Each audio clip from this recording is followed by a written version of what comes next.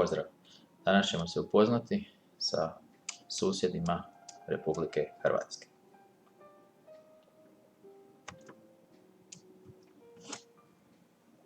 Idemo vidjeti što to čini granicu. Granicu, za nju kažemo da je u najširem smislu crta koja nešto omeđuje, a u nešto užem smislu je crta koja omeđuje teritorij, odnosno prostor neke države. Mi se najčešće s granicama susrećemo kada odlazimo na granične prijelaze, a u igricama, oni koji igraju igrice, mogu primijetiti te crte koje graniče sa drugim igračima.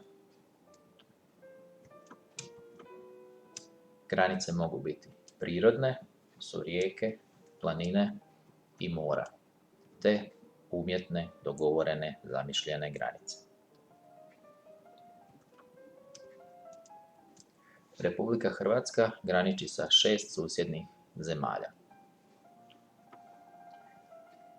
Granice na kopnu ima sa 5 zemalja: Slovenijom, Mađarskom, Bosnom i Hercegovinom, Srbijom i Crnom Gorom.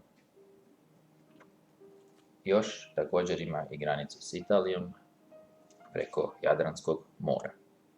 Od ostalih zemalja na Jadranskom moru graniči Hrvatska također sa Slovenijom, Bosnom i Hercegovinom i Crnom Gorom.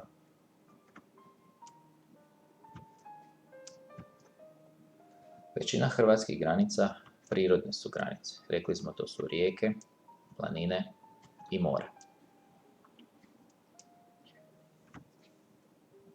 Drava čini najveći dio hrvatske granice prema Mađarskoj. Mađarski glavni grad je Budimpešta. Manji dio prirodne granice prema Mađarskoj također čini rijeka Mura. Dunav čini najveći dio granice prema Vojvodini u Srbiji, a Sava dio granice prema Bosni i Hercegovini.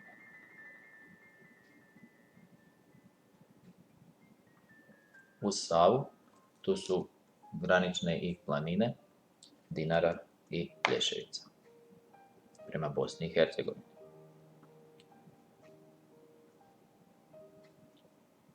Granica prema Sloveniji jest uz rijeku Kupu i Sutlu, te Žumberačko gorje.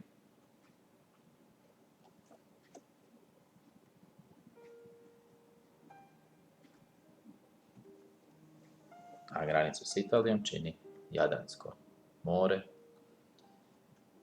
te također granica je ista i prema Crnoj Gori.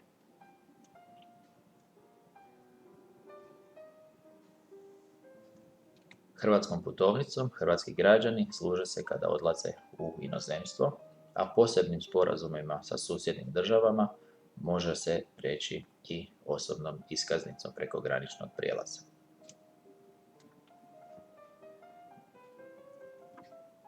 Idemo to ponoviti. Dakle, teritorij Hrvatske čini kopneni teritorij i dio površine Jadranskog mora, malo više od 31.000 kvadratnih kilometara.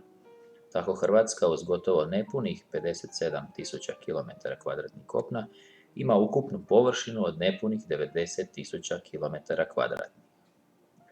Ukupna duljina hrvatskih granica iznosi više od 2000 km, od čega se gotovo polovica odnosi na granicu s Bosnom i Hercegovinom, četvrtina na granicu sa Slovenijom, šestina na granicu s Mađarskom, te osmina na granicu sa Srbijom i Crnom Gorom. Granice na moru i kopnu imamo sa Bosnom i Hercegovinom, Slovenijom, Crnom Gorom. Granice na kopnu imamo sa Slovenijom, Mađarskom, Bosnom i Hercegovinom, Srbijom i Crnom Gorom. A prekomorsku granicu imamo sa Italijom. I ponovimo još, imamo prirodne i umjetne granice, te još imamo druge državne, županijske itd. Zanimljivo je da je hrvatski državni teritorij pored grada Neuma prekinut u duljini od oko 5 km zračne udaljenosti.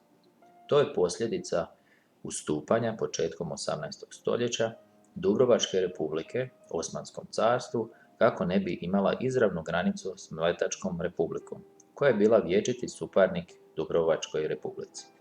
Danas na tom malom prostoru Republika Bosna i Hercegovina ima izlaz na Jadransko more.